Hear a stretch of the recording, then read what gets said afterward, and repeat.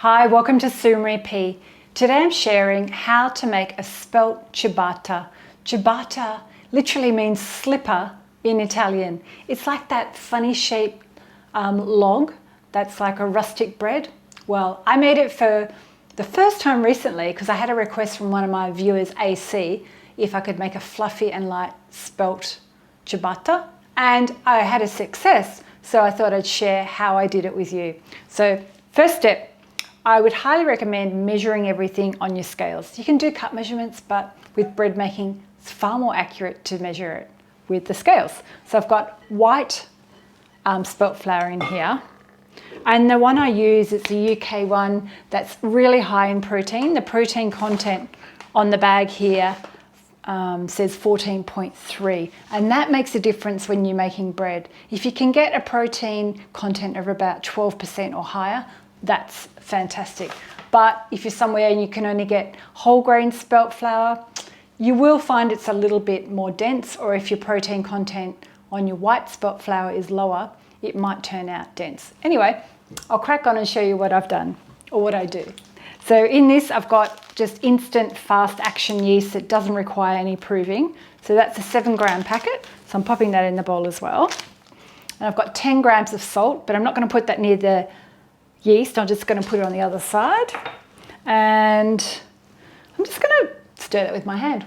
I was going to get a whisk, but you can just use your hand. So just blend that together.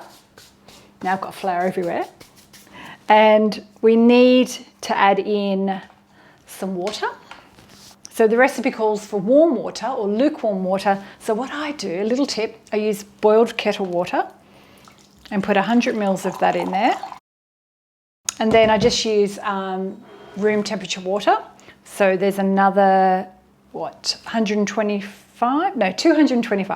So we're trying to get a total of 325 mils. Just test it with your finger, and if it's warm, that's perfect. So we're going to throw that all in as well. Now you can do this by hand if you like, but I've got KitchenAid with a dough hook, and that's so much easier, so I just do it that way. And olive oil, use a good quality olive oil, just 1 tablespoon. And you'll need a little bit of extra olive oil for greasing later on. So a trick to bread making is you need to knead it for quite a while. So this one we'll knead for 10 minutes, and I'm going to pop my timer on and just knead it until it comes away from the sides and it's all shiny and glossy. So I'll just let it do its thing. I'm just going to increase the speed now. It's combined a little bit more to 2. Make sure your bowl's secure.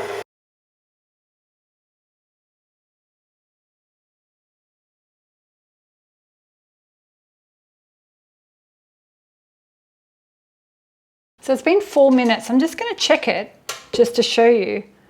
So it's quite sticky because it's quite hydrated. And it's fallen, or it's moved away from the sides of the bowl.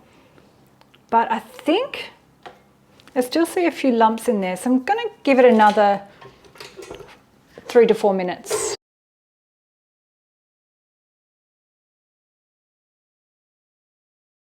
So that's been about 8 minutes, but I think it's ready because it's quite shiny now. And with bread making, it's so much about knowing what the dough should look like. And this is just practice and trial and error because it changes depending on where you live, the type of flour you've used, and the humidity. So if you can enjoy the process of watching, and you'll make perfect bread. So I'm just using my dough scraper, grabbing some olive oil, and in this square baking dish, I'm just going to spread a little bit of olive oil around the base. And this is our container to prove the dough in. And I'll just put some on my hands. Grab your dough out if you can in one go. And just remove the bowl.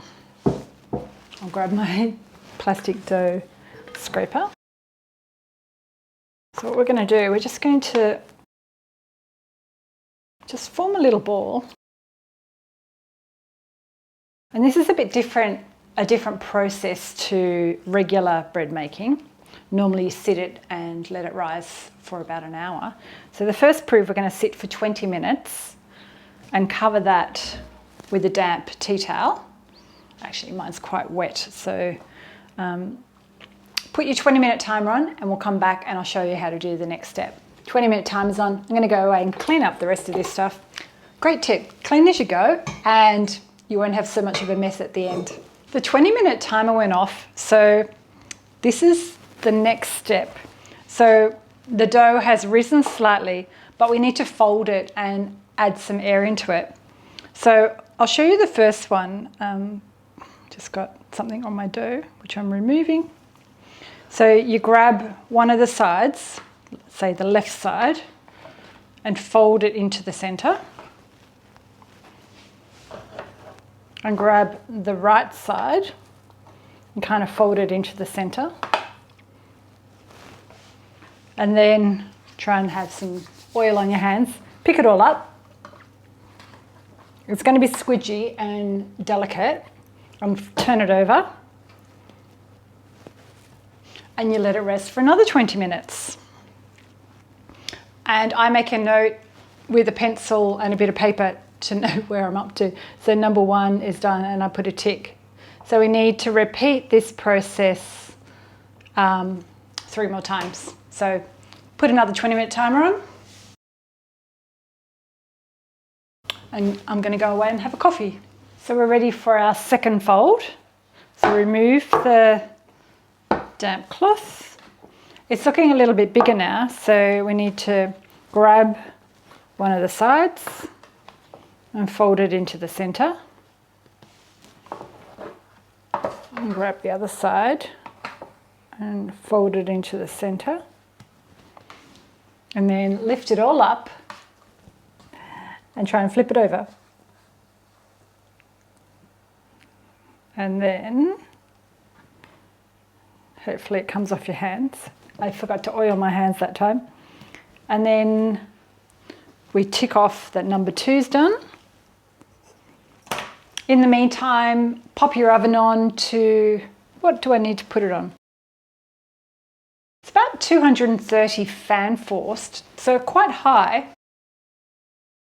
And grab a little baking tray with some paper, and we need to preheat this while we're doing the next steps, because we're going to put our dough on that.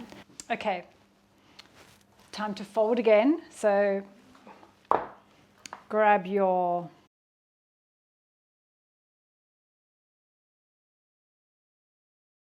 and put the timer back on for 20 minutes. And that's number 3 done. Time's going off. Okay, another fold. So grab your spatula. Now this time we're just going to let it rest for 10 minutes. So I'll pop the timer on for a 10-minute timer. Okay, the final 10 minutes is up. And now the next step is we need to grab it, all the dough out, pop it on the bench, but we need to flour our bench first. So just grab some of your spelt flour and dust your bench lightly and grab all the dough out.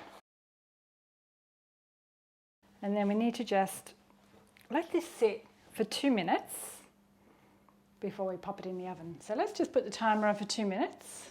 I'm going to get a rack out to put my hot tray on. Okay, I've got my hot tray out of the oven.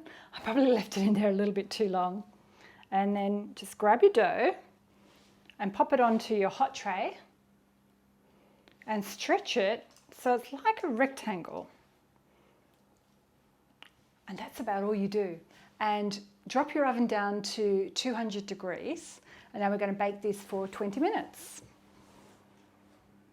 Oh, a tip that I do before I pop this in the oven is I grab my large baking tray and put a little bit of water just down the bottom or onto the tray, and then I place this down the bottom. A few recipes say spray your oven with water, but I find this works, and what happens is you achieve a beautiful little fine crust around your bread. So handy hint, pop some water on a baking tray and pop it in the base of the oven.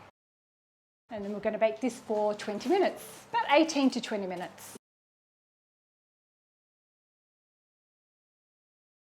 So I'll pop the timer on for 18 minutes, come and check it, and then we can show you what it looks like. Our time is just about to go off. I ended up adding the extra 2 minutes because it wasn't golden brown. So just be careful when you open your oven door because you've got the steam in there. It creates a bit of a steam pocket and you get steam in your face. So check that out. Doesn't it look delicious? So that's my ciabatta. Now we need to rest this for at least 30 minutes before we chop into it, so I can show you what it looks like on the inside. So I'm going to leave it for about an hour and then I'll chop into it and do a taste test. So we're back with our cooked ciabatta and it's been resting for about an hour to cool down. So I'm going to chop into it to show you what it looks like. So I've got a lovely thin crust and check that out. Nice and spongy. I'm going to come a little bit closer to show you. So check that out. That's my lovely fresh ciabatta out of the oven. So if you've liked my spelt ciabatta today, hit the thumbs up. If you're new here today, consider subscribing, and I'll pop a few other spelt bread recipes up above that you might want to click on and check out. Anyway, thank you for watching. Bye.